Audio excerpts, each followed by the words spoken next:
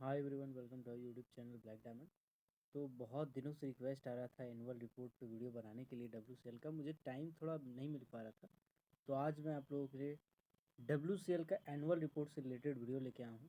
तो आप डरिएगा नहीं कि अभी बहुत कम टाइम बचा है, एक दिन बचा है, एक दिन पहले आप क्यों डाले। देखिए बताते हैं। कुछ चीज़ें अगर एक दिन पहले, 2 दिन पहले या हफ्ता भर पहले आप अगर पढ़ते हैं ना, तो आपके दिमाग में ताज़ा रहता है। वो चीज़ें हैं जैसे जीके जीएस वाले जो क्वेश्चंस होते हैं, वो अगर रिकैप करते हैं, डब्ल्यूसीएल का एनुअल रिटर्न कहीं से पढ़े हैं उसको रिकैप करते हैं, या इस वीडियो को बार बार देखते हैं, तो आपका काम हो जाएगा, आपको टेंशन लेने वाली बात नहीं।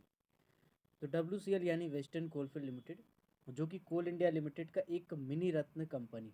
सबसे पहले मिनी रत्न, महारत्न, नवरत्न में अंतर समझ लीजिए। महारत्न सबसे बड़ा होता है।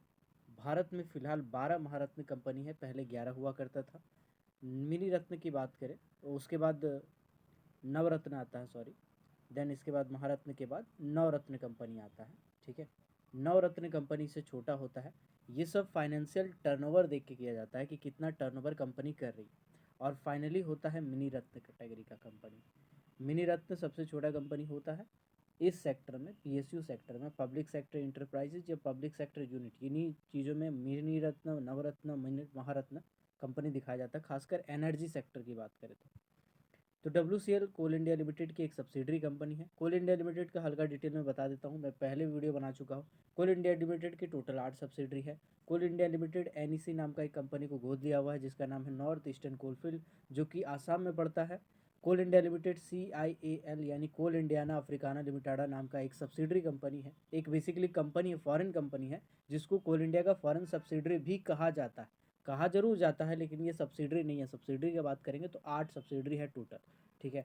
कोल इंडियाना अफ्रीकाना लिमिटेड अब मोजाम्बिक में है। जैसे कि मैंने पहले वीडियो में बताया था कि मोजाम्बिक का आदमी काला काला होता है, केचुआ सा बाल होता है, मतलब अगर हम वहाँ पे चले जाए तो वहाँ का हम शाहरुख खान। तो ये हो जाएगा CIAL यानी कोल इंडियाना अफ्रीकाना लिमिटेड। आठों जो सब्सिडरी कंपनी है उसका नाम मैं लिख दे रहा हूँ फटाफट। WCL तो आपको याद रहेगा।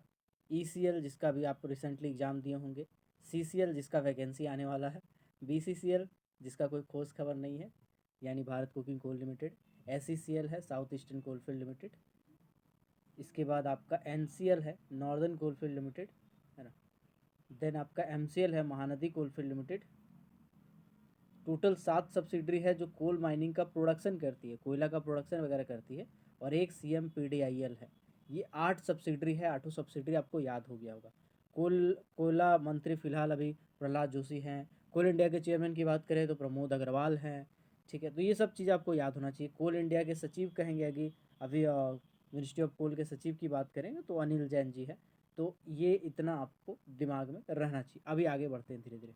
देखिए WCL का एनुअल रिटर्न में अगर फोकस करें तो सबसे पहले तो जो नया टेक्नोलॉजीज अभी अडॉप्ट किया गया है, उन चीज़ों के बारे में आपको जानना होगा। तो WCL का जब एनुअल रिपोर्ट आप स्क्रॉल करेंगे, शुरू में ही बहुत सारा पेज दिया हुआ है, देखिएगा बहुत सारा पेज दिया हुआ है, इसको आपको देख लेना है। ठीक है। जैसे गोड़ेगांव ओपन कास्ट माइंस नागपुर में पड़ता है, उसमें श्री प्रमोद अग्रवाल जी के द्वारा इंस्पेक्शन किया गया था, इनोग्रेशन किया गया था। मैन राइडिंग सिस्टम जो है ये अभी लगाया गया है। तो ये सब को आपको देख लेना है। कोई नया अवार्ड अगर मिले मिले हैं तो आपको देख लेना है। जैसे देखिए यहाँ पे लिखा हुआ है कि फंक्शनल डायरेक्टर ऑफ WCL जो है वो वर्चू प्राइज डिस्ट्रीब्यूशन के कोल इंडिया लिमिटेड फर्स्ट नंबर, मतलब बेसिक चीज़ें आप देख लीजिएगा। ठीक है। इसके बाद इसको स्क्रॉल करके आपको डायरेक्ट बेसिकली जाना है। यहाँ पे 2 टर्म पहले और मैं स्पष्ट कर देता हूँ, इन्वायरमेंट से रिलेटेड है। एक होता है EIA, एक होता है EMP। EIA का मतलब होता है इन्वायरमेंटल इम्पैक्ट असेसमेंट। EMP का मतलब होता है इन्वायरमेंटल मैनेजमेंट प्लान। यानी कि माइंस में, जहाँ पे माइंस बनाया जा रहा है उसके आसपास में इन्वायरमेंटल का इम्पैक्ट असेसमेंट किया जाएगा। मतलब इन्वायरमेंट में देखा जाएगा कि कौन खतरा तो नहीं है। ऐसा तो नहीं कि आसपास में माइनिंग करने से बगल का बस्ती में बहुत ज़्यादा गर्दा यानी डस्ट जाएगा, या ऐसा तो नहीं है कि आसपास में कोई ऐसा जीव जंतु है अगर यहाँ माइनिंग चलाएंगे तो लुप्त हो जाए, ख़त्म हो जाए, उसके प्रजाति पे खतरा हो, या यहाँ पे मोर नाचता है। तो ये सब कंडीशन में उसको क्लियरेंस नहीं मिल पाएगा। और EMP का मतलब है कि अगर आपको मिल गया है क्लियरेंस, तो आपको ऐसा माइनिंग करना है कि बाद में फिर वो हरा भरा हो जाए, पार्क बन जाए। उसी को बोलते हैं इन्वायरमेंटल मैनेजमेंट प्लान। इन्वायरमेंट को मैनेजमेंट करने का एक प्लान होता है। ठीक है, तो इस चीज़ को भी ध्यान रखिएगा। एक और टर्म है जिसको मैं फिर से स्पष्ट कर देता हूँ, जस्ट ए सेकेंड। एक होता है ministry of environment, forest and climate change, MOEF and CC। इसका मतलब होता है ministry of environment and forest and climate change. तो मतलब है कि मिनिस्ट्री, यही मिनिस्ट्री जो है वो लाइसेंस देती है, ठीक है। इसी में सबसे ज़्यादा दिक्कत होता है वो है आपका ये लेने के लिए, इन्वायरमेंटल इम्पैक्ट असेसमेंट और ईएमपी लेने के लिए। पोर्टफोलियो की तरफ चलते हैं। देखिए कोल इंडिया लिमिटेड के तो आपको अग्रवाल का पता है, प्रमोद अग्रवाल। ये सीएमडी है डब्ल्यूसीएल के, जिनका नाम है मनोज कुमार, ठीक है। इसके बाद आपको ये देखना है कि गवर्नमेंट डायरेक्टर कौन है, तो श्री बीपी पाटिल है। Government director S N Tiwari ji भी हैं, ठीक है। तो चूंकि दो दो आ गया है तो कम चांस है ये पूछा जाए। इंडिपेंडेंट डायरेक्टर का बात करें तो डॉक्टर दर्शना सिंह देशमुख है, और डायरेक्टर पर्सनल का बात करें तो संजय कुमार जी हैं। डायरेक्टर टेक्निकल की बात करें तो श्री अनिल कुमार चौधरी हैं। आरपी शुक्ला जो है वो डायरेक्टर फाइनेंस है, और श्री बबन सिंह जो है वो डायरेक्टर टेक्निकल है। उसके बाद यहाँ पे ब्रीफ प्रोफाइल दिया हुआ है, जिसको पढ़ने का कोई ज़रूरत नहीं है एक एक का बारे में, कि कौन क्या थे, किनका क्वालिफिकेशन क्या था, पहले कहाँ करते थे काम, नहीं करते थे, ये आपसे रिलेटेड नहीं। आपको डायरेक्ट चले जाना है सीएमडी साहब का लेक्चर के ऊपर। यहाँ देखिए लेक्चर, यहाँ पे बहुत सारे पॉइंट निकलते हैं, मैं बताता हूँ क्या पॉइंट। सबसे पहले कौन सा मीटिंग हुआ है लेटेस्ट, तो 46वां एनुअल जनरल मीटिंग हुआ है कंपनी का। कंपनी का टर्नओवर कितना रहा है भैया, तो 13,410 करोड़ रुपया, लगभग ईसीएल के बराबर है, ठीक है। इसके बाद इसमें बोला गया है कि जियो माइनिंग कंडीशन वगैरह सब कुछ करते हुए ये देखा जा रहा है कि ये कंपनी जो है लगातार 3 सालों तक 50 मिलियन टन का प्रोडक्शन करती आ रही है। तो कोल इंडिया लिमिटेड की ऐसी कौन सी सब्सिडरी कंपनी है जिसका प्रोडक्शन 50 मिलियन टन रहा है पिछले 3 सालों में, तो वो है डब्ल्यूसीएल। ध्यान रखिएगा, वो है डब्ल्यूसीएल। इसके बाद कहा गया है यहाँ पे विजन जो है वो दिखाया गया है। कहा गया है कि एनर्जी जो है वो प्राइम सेक्टर है, डोमिनेट करता है, ठीक है। 70% पावर जनरेशन में, और उसमें से 50% जो है वो कोल के द्वारा होता है। मतलब भारत में जो 70% जो एनर्जी बनता है उसमें आपका 50% योगदान सिर्फ कोयला का होता है, ठीक है। और आने वाले 3 डिकेड तक यानी 30 सालों तक ये रहने वाला है, ठीक है। आने वाले 3 सालों तक ये बेसिकली रहने वाला है। इसके बाद ये कहा गया है कि कोल इंडिया लिमिटेड का ये बहुत बड़ा टारगेट है कि 1 बिलियन टन 2023-24 तक प्रोडक्शन हो। ये काफ़ी बड़ा पॉइंट है। सीआईएल जो है उन्होंने ये बताया है कि 1 बिलियन टन तक 2023-24 में कोल इंडिया लिमिटेड का प्रोडक्शन रहेगा, और देश में उस टाइम कोयला का प्रोडक्शन 1.5 बिलियन टन का होगा। मतलब उसमें से 1 बिलियन टन सिर्फ और सिर्फ कोल इंडिया लिमिटेड का प्रोडक्शन रहेगा 2023-24 फाइनेंशियल ईयर तक। तो इस चीज़ को ध्यान रखिएगा। इसके बाद यहाँ पे देखिएगा WCL has received 7th annual CSR India 2020 award. WCL को 7वां एनुअल CSR इंडिया 2020 का अवार्ड दिया गया था 1 अक्टूबर 2020 को, ठीक है। ग्रीन टेक फाउंडेशन के अंदर में basically health and health care में दिया गया था ये। तो इस चीज़ को याद रखना है, ये एक अवार्ड है। इसके बाद यहाँ पे जितनी भी योजनाएं हैं, जैसे एक प्रोजेक्ट चलाया जाता है प्रगति, ठीक है। प्रगति बेसिकली क्या चलाया जाता है, ये एक CSR इनिशिएटिव, ठीक है ना। कॉरपोरेट सोसाइटी रिस्पॉन्सिबिलिटी ऐसे कुछ नाम है, देख लीजिएगा एक बार ना, यही होना चाहिए CSR का फुल फॉर्म। तो बेसिकली ये कहा गया है कि जितने भी अनएम्प्लॉयड यूथ है उसको माइनिंग फील्ड में ट्रेन किया गया है, ट्रेनिंग दिया गया है। 4,272 लोगों को इससे फ़ायदा हुआ है। प्रगति, तो मिशन प्रगति क्या है, मिशन प्रगति अनएम्प्लॉयड जो यूथ है उसको माइनिंग फील्ड में ट्रेनिंग वगैरह प्रोवाइड करना है ताकि उसके करियर में एक उछाल आ सके। तो प्रगति ध्यान रखिएगा, जितने भी मिशन है इसमें ध्यान रखिएगा।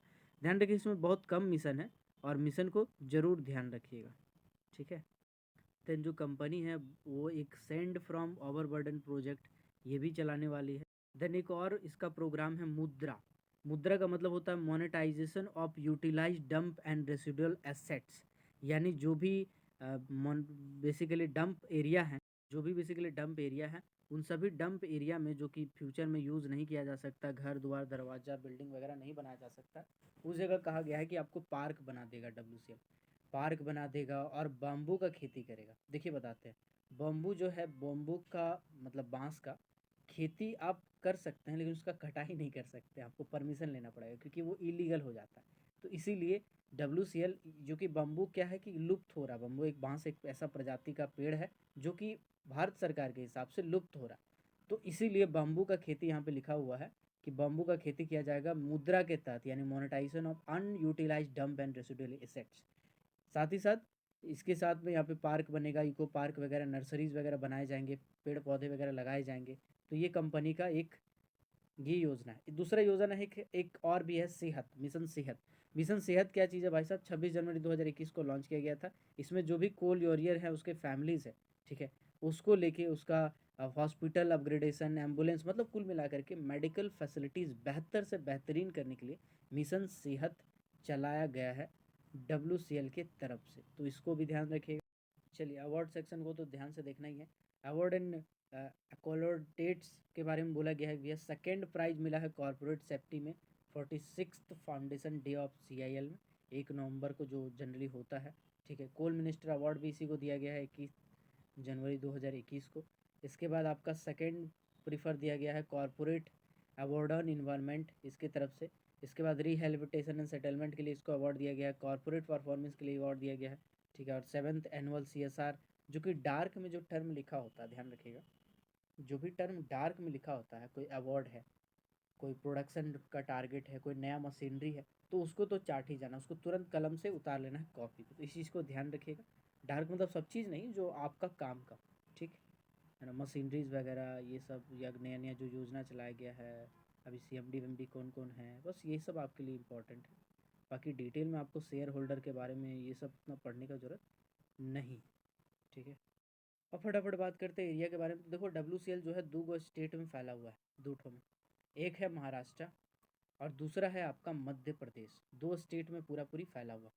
टोटल मिला के 10 एरिया है। कितना एरिया है? 10 एरिया है। कितना एरिया है? 10 एरिया, याद होना चाहिए आपको, ठीक है।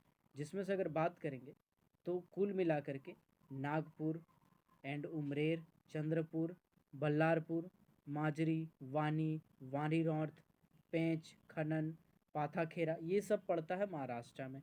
महाराष्ट्र में अगर हम बात करेंगे तो टोटल अंडरग्राउंड माइन से 15, ओपन कास्ट माइन से 37 और मिक्स्ड माइन से नल 0।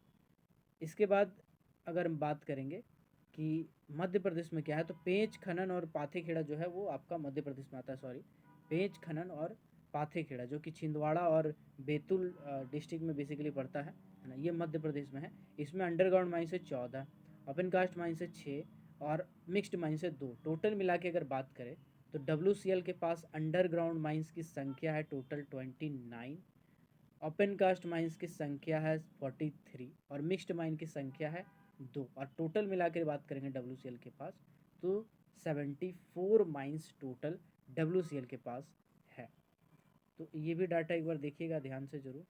फटाफट आते हैं टारगेट के ऊपर में। तो देखिए, टारगेट WCL का था 60 मिलियन टन का, लेकिन उसमें से सिर्फ 49.69 मिलियन टन अचीव कर पाए हैं।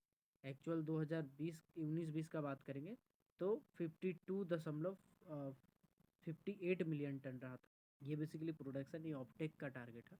ऑप्टेक का मतलब होता है डिस्पैच, कितना कोल डिस्पैच किया गया था, ये उसका टारगेट है। अगर हम बात करेंगे प्रोडक्शन टारगेट का, तो ये आपका ओपन कास्ट से 56 मिलियन टन रखा गया था, अंडरग्राउंड से 4, टोटल 60 रखा गया था। जिसमें से 2020-21 का बात करें 46 मिलियन टन ओपन कास्ट से, 3.40 मिलियन टन अंडरग्राउंड से और 50.27 मिलियन टन जो था वो आपका टोटल प्रोडक्शन रहा था। मतलब 60 टन रखा गया था मिलियन टन, जबकि 50.27 मिलियन टन ही प्रोडक्शन कर पाई थी, ठीक है। ऑफटेक के बारे में वो मैं बता रहा था, ये है प्रोडक्शन असली वाला।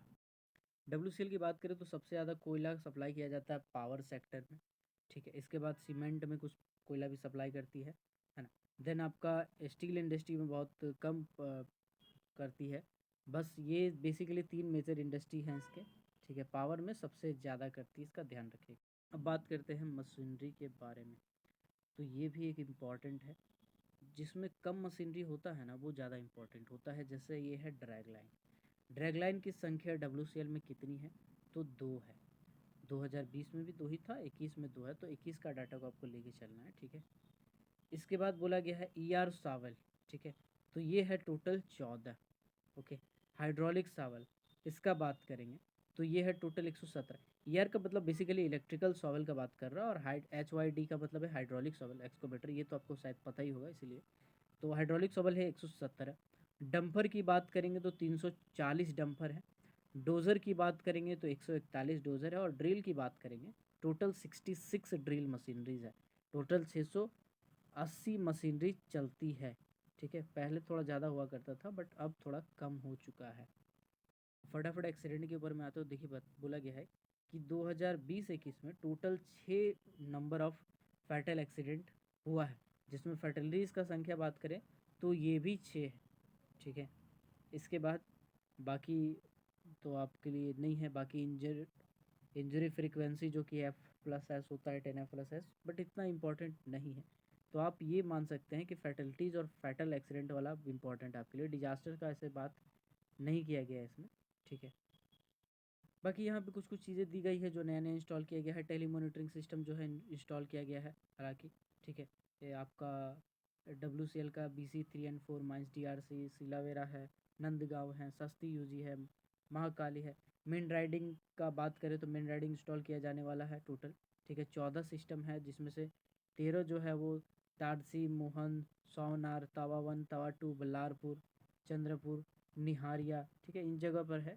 बट इतना का नाम आपको याद रखने की ज़रूरत नहीं है। ठीक है, आपको बस याद रखना है कि कितना संख्या में इंस्टॉल किया गया है। ठीक है, तो इसका ध्यान रखिएगा। बाकी तो ऐसा मशीनरी से रिलेटेड कोई क्वेश्चन इंपॉर्टेंट और लग नहीं रहा है। तो बेसिकली एनुअल रिटर्न में यही सब डाटा है, आप इसको देख लीजिएगा। और कोल इंडिया वाला जो स्टोरी है उससे रिलेटेड एक डाटा आप देख लीजिएगा। ठीक है, तो वो आपका काम आ जाएगा। या फिर एक काम कर सकते हैं, डिस्क्रिप्शन में एक लिंक होगा मेरा ई बुक का, अगर आप चाहें तो उसे ले सकते हैं। बट अगर वीडियोज़ भी आप देख लेते हैं सर्च कर करके तो फिर हो सकता है आपका हो जाए। तो आई होप WCL से रिलेटेड ये एनुअल रिपोर्ट आपको पसंद आएगा। थोड़ा सा छोटा ही वीडियो है और बार बार देखिएगा ज़रूर। एक बार देखिएगा, 2 बार, 3 बार, 4 बार इसको बार बार देखते रहिएगा। ठीक है ना। इसके बारे में एक और डाटा मुझे याद आ रहा है, मैं इसको रिपीट कर दे रहा हूँ। एक होता है मिशन रूबरू। मिशन रूबरू जो है वो श्री मनोज कुमार, जो कि जिस दिन पदभार संभाले थे उस दिन मिशन रूबरू का अनाउंस किए थे। और इसके तहत कोई भी आम जनता, WCL से रिलेटेड कोई वर्कर हो, आसपास में रहने वाले लोग हैं, वो डायरेक्टली CMD साहब से मिल सकते हैं मिशन रूबरू के तहत। तो ये भी एक बड़ा योजना निकाला गया था। ऐसे CMDs कभी ऐसा योजना निकाला नहीं गया किसी CMD की तरफ से, तो ये एक अनयूजुअल हो जाता है मिशन रूबरू की। कोई भी जनरल मजदूर से लेके कोई भी लोकल आदमी भी, गांव बस्ती का मजदूर आदमी भी जाके CMD साहब से भेंट कर सकता है। तो आई होप ये वीडियो आपके काम का होगा। आप कमेंट करके ज़रूर बताइएगा वीडियो आपको कैसा लगा। और ये जो PDF है ये मैं अपने टेलीग्राम ग्रुप में डाल देता हूँ, आप चाहें तो वहाँ से डाउनलोड कर सकते हैं।